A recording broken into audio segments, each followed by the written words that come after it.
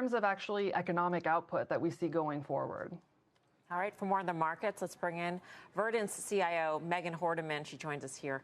Megan, great to have you with us. I'm going to pose the same. Let's start off the conversation with the question I posed to the desk, and that is markets at record highs here or a 4% CD for the next 6 months? 4% CD all the way. Wow. I wouldn't be. Absolutely. You know, I've listened to the other guests. We've talked about capitulation into year end. We've talked about momentum. I think we need to talk about complacency. And that's what we're seeing across a lot of different technical factors.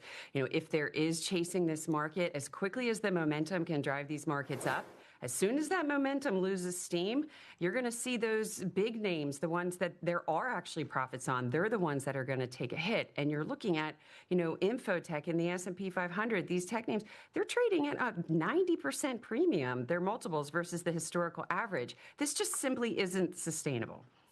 Let's say that one does believe that valuations are high and that it's not sustainable, but at the same time, you believe that rates are coming down.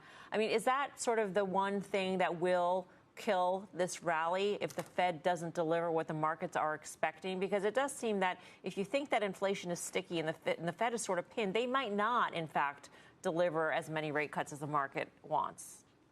Absolutely. And that's what keeps me up at night, is that this market is fully pricing in the fact that the Fed will just gradually cut rates at every meeting from here on out, that they'll save the labor market, that inflation we're completely behind us, that the Fed's going to just be satisfied with a 3%, you know, maybe even 3% plus inflation rate. That's just simply not the case. So this market, where we are with valuations, and we're as extended as they are, there's so much more room for downside than there is for upside.